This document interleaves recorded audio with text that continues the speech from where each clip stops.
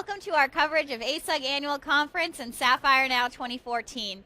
I'm in the ASUG News Studio, sponsored by NTT Data, and for this amount of time we're going to be talking about business objects, which is so exciting because we haven't had many business objects interviews in here all week.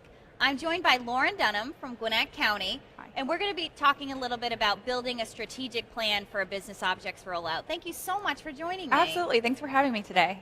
So let's start out by talking about a little bit of your business objects environment. We found that we had a need for a self-service reporting environment, so we kind of naturally gravitated towards business objects. We had users who want to get in there and they want to run their own reports. They want to create their own reports without the need of IT being in their way. We have different levels. Our executives and our county administrator and their level really wanted some dashboards to play with, and they wanted to be able to see the overall picture of how the county was doing, but then as well drill down to that transactional data and find out specifically what areas needed improvement. So let's talk a little bit about, you had some parts of this and you were acquiring others. How did you develop the plan to roll all of this out? Right, so starting off, we actually already had crystal reports. We just had those static reports that ran, daily, weekly, monthly, whatever. But we wanted to roll out something like web intelligence with the dashboards or the analysis for Microsoft Office, give our analysts in the county a chance to do their own analysis without needing us to be in there to develop their reports for them. But we also had some challenges. We had very unhappy users. They had constant complaints that report development took too long. They didn't trust the data.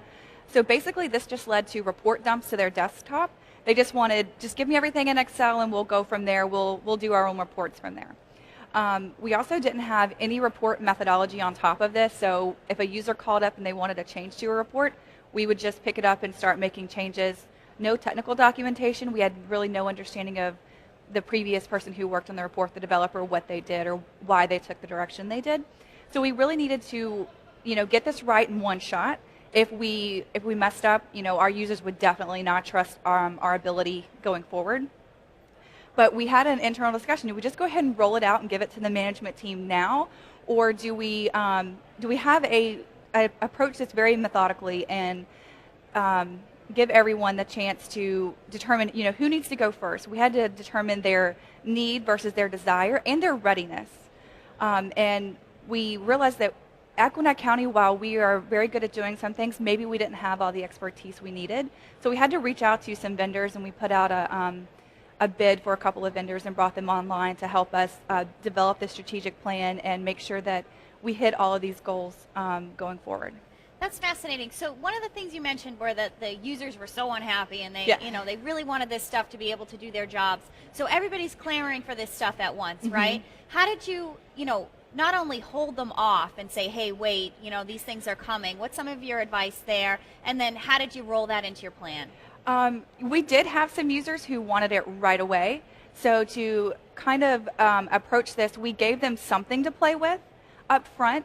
We turned out web intelligence as well as to our strategic unit and finance. We gave them analysis for Microsoft Office.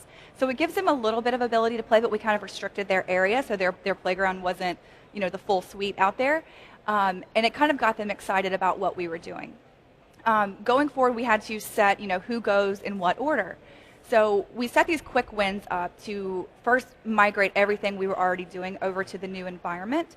And then we would say, okay, finance is ready to move forward. Let's break this down. Let's give them a report. They had 38 reports that they wanted rolled out immediately to help their analysts on a day-to-day basis. Instead of taking weeks and months to do these monthly financial reports, these CAFA reports, they needed them now, and to give them something that's very quick on the spot to roll out.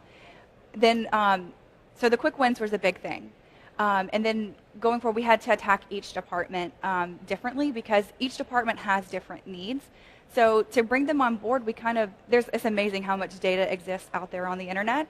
So we can just bring in, we can bring in fire data, we can bring in water resources data from different organizations and show them what the ability of this is, but then help them understand we have to build the foundation before we can give you anything.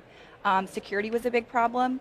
HR they really had some concerns about bringing in over their data. Of course. So we had to lay that foundation of making sure that the security around their data was very secure before we approached their department at all. So get them excited. You entice them with some, some things to play with, but Right. also keep their expectations realistic. Like we need to, build Right. the foundation first. Right, And exactly.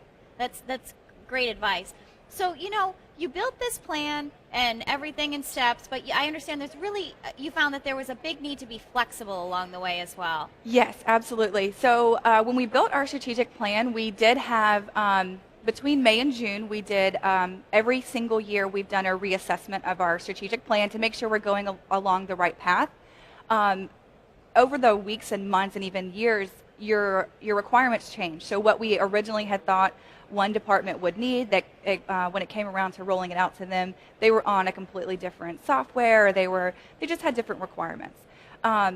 Most recently, we've had some major shifts in our organization structure. We lost almost every single one of our stakeholders as well as our key champions. The project manager, she actually left, and so did, we had a couple people retire. And when we went back in and looked at this, we realized, okay, the team that we have now, while we're still trying to grow it and reach back to the capacity we were at before, we still need to be able to move forward and do this and roll out something to these departments. So we sat down with the new champions and the new stakeholders of each of the departments and kind of figured out what they wanted. And during this, we realized that our original plan of their need, want, and desire had actually changed. So this caused us to shift some departments around. When originally, IT was probably one of the last departments, we actually had to move them up because they had a greater need at the moment.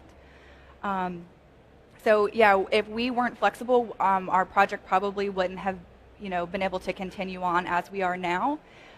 So definitely build that into your strategic plan. This needs to be a living, breathing document. Yes. Yeah, especially considering, the unique challenges in the public sector. You Yes. think about, the private sector and turnover and whatnot, but it can be so much more pronounced if a new administration comes in. Or Absolutely. Yeah. Now, we just had a lot of people retire and move on to other career opportunities. And we had a pretty high turnover rate in our IT department as well. So we were trying to take that into account as, what capabilities can we still turn out to these, make sure that we're getting the reports and the dashboards and the tools out to the users and the departments as they need. And how are the users reacting so far to their tools? We're having a mixed signal, some mixed reviews, but once we actually get them in there and we get them trained on the product, then they kind of gravitate towards it. Great. It's hard if your users don't really understand. They can be a little nervous about this new tool you're giving me to play with. We don't want our users to feel like that they're being replaced by any of these tools because Right. they are so powerful. But we want them to understand that, we still need you here to make this work. You are the expert on your data, and we're just giving you a better tool to help accomplish that. That's great. It sounds like such an exciting project that you're leading up. Yes. And you're doing a great job. Oh, Thanks so thank much you. for sharing your story. Absolutely. Thank you, Courtney, for having me. Thanks for watching our coverage of ASUG Annual Conference and Sapphire Now. You can learn more about SAP on asugnews.com.